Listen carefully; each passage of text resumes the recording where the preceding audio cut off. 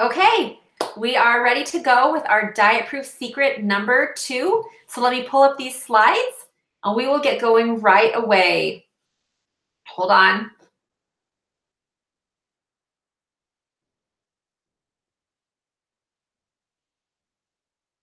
Okay.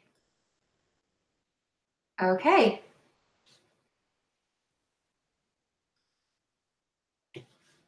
Hold on, it's just taking me a second. Oh gosh, guys, sorry I'm slow. Here we go. Present, present.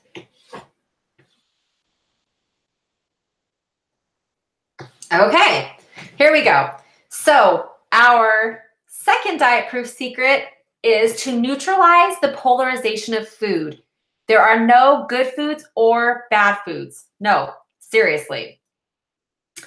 One effect of dieting or any meal plan or eating structure like keto or Whole30 or whatever is that it creates a polarizing with food. So basically, good foods and bad foods. And depending on the diet and the decade you're living in, what makes a good food or a bad food is going to be different. But the results are the same. We begin honoring these good and bad labels, or nutritionism, as I like to call it, which pulls us away from listening to the signals and wisdom of our own amazing bodies. Because here's the truth. Food is food is food. And its job is to fill your body when you're hungry. And any food can do that. Your body doesn't have a moral radar that says, oh, that was a bad food, so I'm not going to get full. Conversely, it also doesn't say, oh, this is a good food, so it's okay to eat too much. It doesn't matter if you're eating a kale salad or a pumpkin cheesecake. If it's calories your body doesn't need, that it isn't asking for at the time, your body will have to deal with it and store it. Now, there are 3 main reasons that the polarization of food can drive overeating and become the source of excess calories as we honor the food label over our body's hunger and fullness signals. The first is that we overeat good foods. I had a client who we realized was getting way too full at breakfast because she was eating a green smoothie and oatmeal. It was quote unquote good food, so she felt the need to eat it all. But it was way more than she needed or than her body was asking for. When we began to get rid of the good and bad labels, she was able to manage that meal much more easily. The second is that we overeat bad foods. This hails back to the dieting deprivation mindset. We aren't really supposed to be eating this. So we're going to get it while we can, eat as much as possible, and then promise ourselves we won't have any more after this, instead of just enjoying a reasonable amount and moving on. Lastly is eating what you feel you should eat and then eating what you really wanted. One client summed this up so perfectly when she said, I realized I can be full but not satisfied. This often happens when we try to be good with food. Then we keep eating past a comfortable satisfaction level because the foods we chose weren't completely satisfying to us, and it leaves us searching for more. When if we just ate what we wanted to begin with, we'd be able to stop eating at the right point much more easily. But perhaps the most dangerous result of the good foods and bad foods label is that we start personalizing our food choices.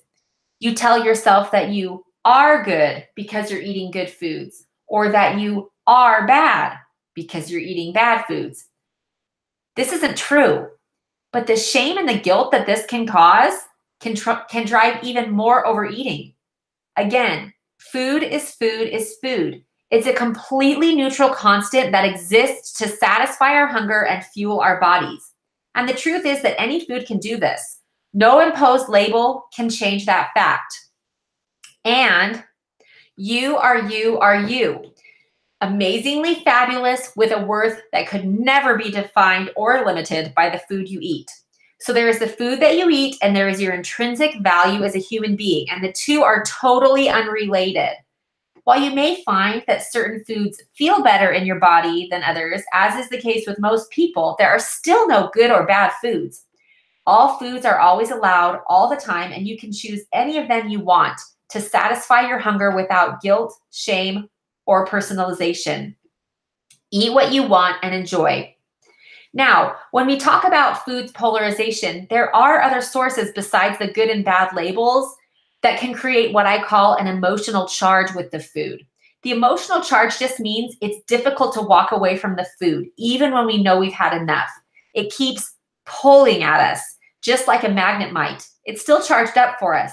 We will go into this in more depth in future lessons, but there are two things I wanted to touch on here. Food can have an emotional charge based on the amount of money you paid for it, and it can also get an emotional charge when we sense limited access to the food, such as vacation and travel foods. So first, money. Money seems to charge everything up, doesn't it? My husband and I went for really good hamburgers one afternoon. Now, he's never had a weight issue, but as he's approaching middle age, he's gained a few pounds and he's trying to be more conscious about what he eats. Anyway, he ordered a double patty bacon cheeseburger, and we shared an order of fries and a milkshake. He ate his entire burger, plus a fair portion of our sides. Granted, he needs a lot more food than I do, but I got curious, so I asked him this question.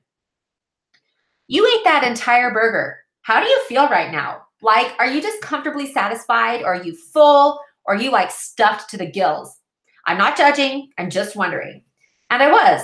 How does a person who has never dieted or worried about food handle this? His answer, I am completely stuffed. I will not need to eat anything else today.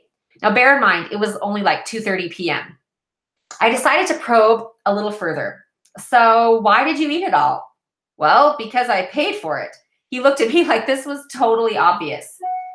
Then if you know you're going to eat it all, why order the double burger? Why not just the regular, which is still plenty of food?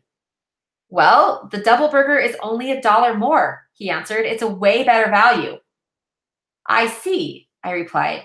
But can you see that over just one little dollar, you are not caring for your body as well as you could be? And over time, because of just $1 or $2, your weight will continue to increase? What do you value more, a couple of dollars or feeling good and maintaining your healthy weight?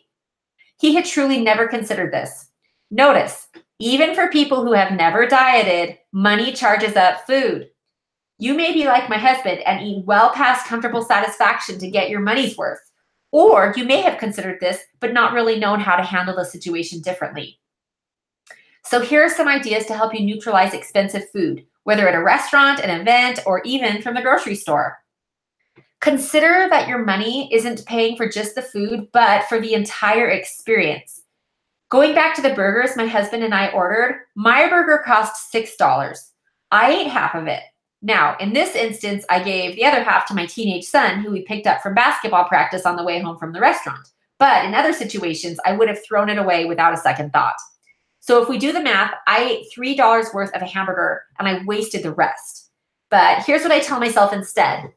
They don't sell a $3 version of their food here, even though that's all I need. But my money is not just paying for the food, it's paying for the entire experience.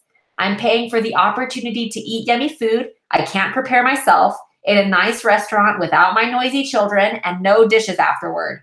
I soak it all in. And let me tell you, it is worth way more than $6.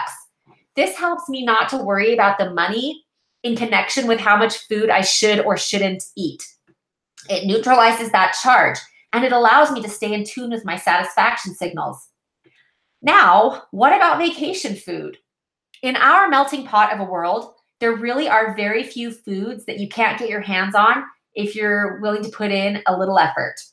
If you think of it this way, that the food isn't really as scarce as you think it is, it can help reduce its emotional charge right there. But there are some foods that you really can only get in certain places, and you want to soak in the entire experience of being in a certain location, including experiencing the food. So if you combine that feeling of scarcity with the amount of money being spent on the vacation, it creates a double whammy of an emotional charge on the food. We will talk more later about when you might choose to eat without hunger, and world travel is on that list. But for the most part, in this situation, I love Mary Poppins' advice in the Disney version of the movie. Enough is as good as a feast. She says that to Michael after they tidy up the nursery and he wants to do it again. Enough is as good as a feast. Overeating will not make my vacation more fun or more memorable. It won't save me money. It won't make the food taste better. It will only leave me feeling lousy, so I can't enjoy my travels as much as I'd like to. I neutralize food by remembering it is only part of the experience. I definitely have some, I savor it, and then I move on with all the other adventures of traveling. So when it comes to these charged up foods, when I can enjoy the foods and feel good afterwards, I say enough is better than a feast. Remembering that helps diffuse so much of the emotional charge so I can stop eating at the right time. So for this lesson's challenge, start neutralizing food in your mind. There are no good foods or bad foods. There are no sometimes foods or clean foods or whatever. There is only your hunger and your choice of food to satisfy it. So I want you to aim to find 3 situations where a label that you placed on food or it's an emotional charge caused overeating. How could those experiences have gone differently for you without the polarization of food involved? And then use these observations and these insights to make your next food choices. And I will see you in the next lesson. So that's all for now. Goodbye.